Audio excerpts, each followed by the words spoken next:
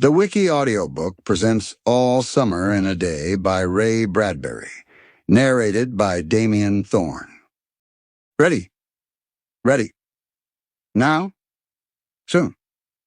Do the scientists really know? Will it happen today, will it? Look! See for yourself!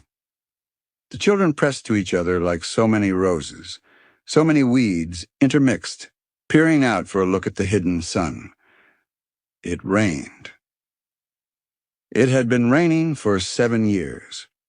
Thousands upon thousands of days compounded and filled from one end to the other with rain, with the drum and gush of water, with the sweet crystal fall of showers and the concussion of storms so heavy they were tidal waves come over the islands. 1,000 forests had been crushed under the rain and grown up 1,000 times to be crushed again.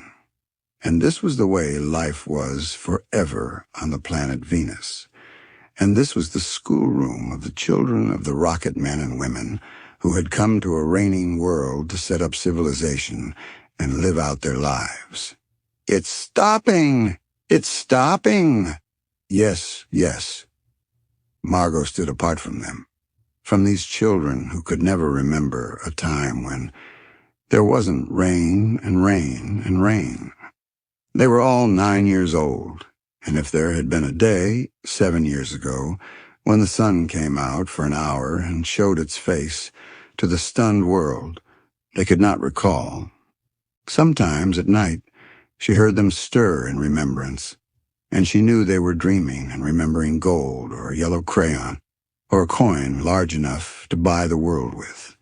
She knew they thought they remembered a warmness, like a blushing in the face, in the body, in the arms and legs and trembling hands. But then they always awoke to the tatting drum, the endless shaking down of clear bead necklaces upon the roof, the walk, the gardens, the forests, and their dreams were gone.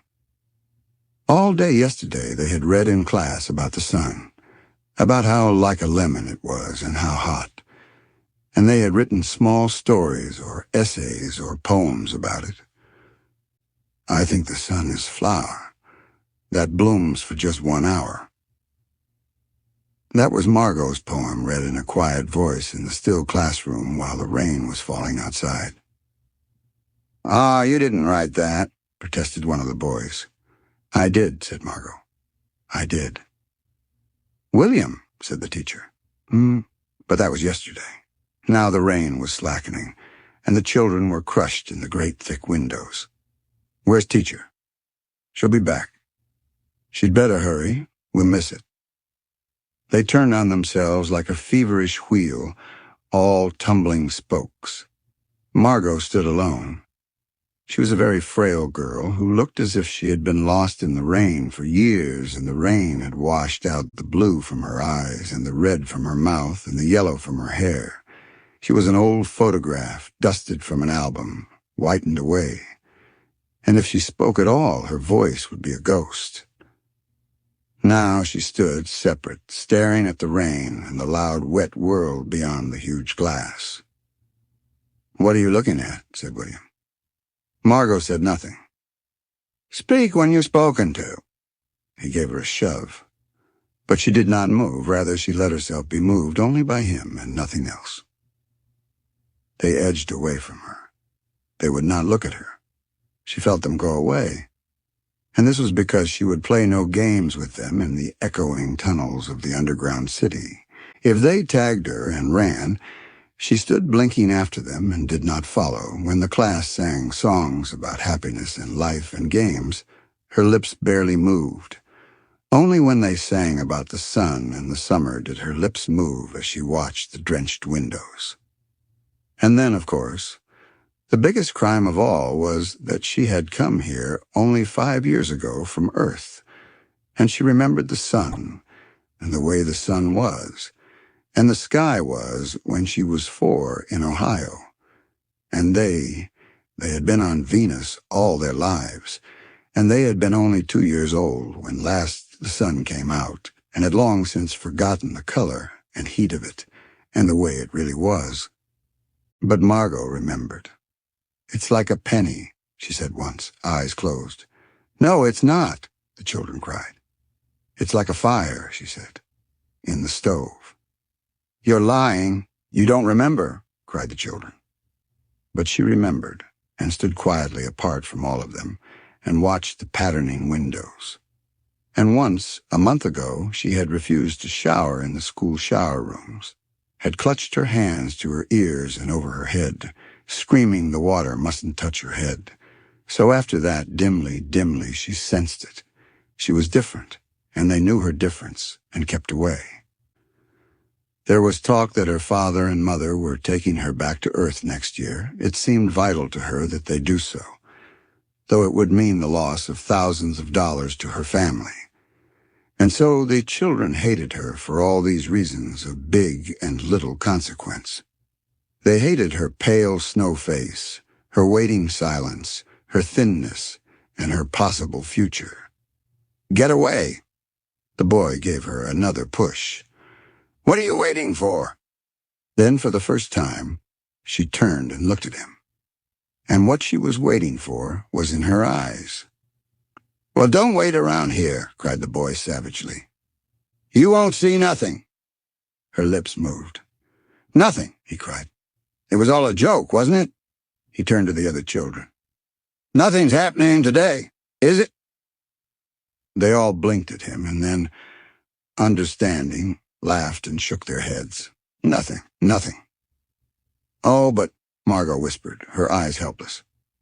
But this is the day, the scientists predict. They say they know the sun. All a joke, said the boy and seized her roughly. Hey, everyone, let's put her in a closet before teacher comes. No, said Margot, falling back.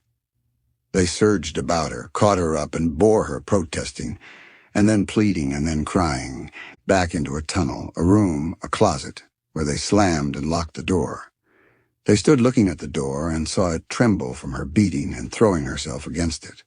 They heard her muffled cries. Then, smiling, they turned and went out and back down the tunnel, just as the teacher arrived. Ready, children? She glanced at her watch. Yes, said everyone. Are we all here? Yes. The rain slackened still more. They crowded to the huge door. The rain stopped. It was as if, in the midst of a film concerning an avalanche, a tornado, a hurricane, a volcanic eruption, something had first gone wrong with the sound apparatus, thus muffling and finally cutting off all noise, all of the blasts and repercussions and thunders, and then, second, ripped the film from the projector and inserted in its place a peaceful tropical slide which did not move or tremor. The world ground to a standstill. The silence was so immense and unbelievable that you felt your ears had been stuffed or you had lost your hearing altogether. The children put their hands to their ears. They stood apart. The door slid back and the smell of the silent, waiting world came into them. The sun came out. It was the color of flaming bronze, and it was very large, and the sky around it was a blazing blue tile color, and the jungle burned with sunlight as the children, released from the spell, rushed out, yelling, into the springtime. Now don't go too far, called the teacher after them. You've only 2 hours, you know. You wouldn't want to get caught out. But they were running and turning their faces up to the sky and feeling the sun on their cheeks like a warm iron. They were taking off their jackets and letting the sun burn their arms.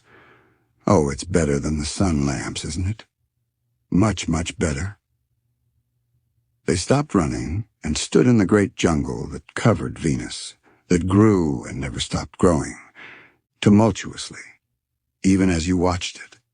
It was a nest of octopuses, clustering up great arms of flesh like weed, wavering, flowering in this brief spring. It was the color of rubber and ash, this jungle, from the many years without sun. It was the color of stones and white cheeses and ink, and it was the color of the moon. The children lay out laughing on the jungle mattress and heard it sigh and squeak under them, resilient and alive. They ran among the trees. They slipped and fell, they pushed each other. They played hide and seek and tag, but most of all, they squinted at the sun until tears ran down their faces. They put their hands up to that yellowness and that amazing blueness, and they breathed of the fresh, fresh air and listened to the silence which suspended them in a blessed sea of no sound and no motion. They looked at everything and savored everything. Then wildly, like animals escaped from their caves, they ran in shouting circles. They ran for an hour and did not stop running. And then, in the midst of their running, one of the girls wailed. Everyone stopped. The girl, standing in the open, held out her hand. "Oh, look, look," she said, trembling. They came slowly to look at her open palm. In the center of it, cupped and huge, was a single raindrop. She began to cry, looking at it. They glanced quietly at the sky. Oh, a few cold drops fell on their noses and their cheeks and their mouths. The sun faded behind a stir of mist. A wind blew cool around them. They turned and started to walk back toward the underground house, their hands at their sides, their smiles vanishing away.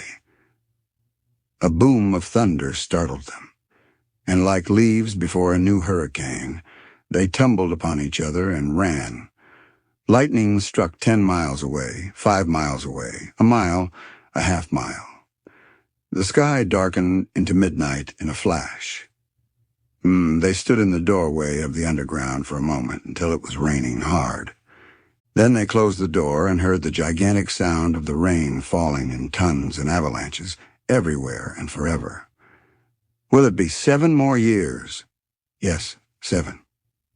Then one of them gave a little cry. "Margot?" "What?" "She's still in the closet where we locked her." "Margot." They stood as if someone had driven them like so many stakes into the floor. They looked at each other and then looked away. They glanced out at the world that was raining now, and raining steadily. They could not meet each other's glances. Their faces were solemn and pale. They looked at their hands and feet, their faces down. "Margot." One of the girls said, "Well?" No one moved. "Go on," whispered the girl. They walked slowly down the hall in the sound of cold rain. They turned through the doorway to the room in the sound of the storm and thunder, lightning on their faces, blue and terrible. They walked over to the closet door slowly and stood by it. Behind the closet door was only silence. They unlocked the door, even more slowly, and let Margot out. The end of the story. Like, comment and subscribe to support the channel.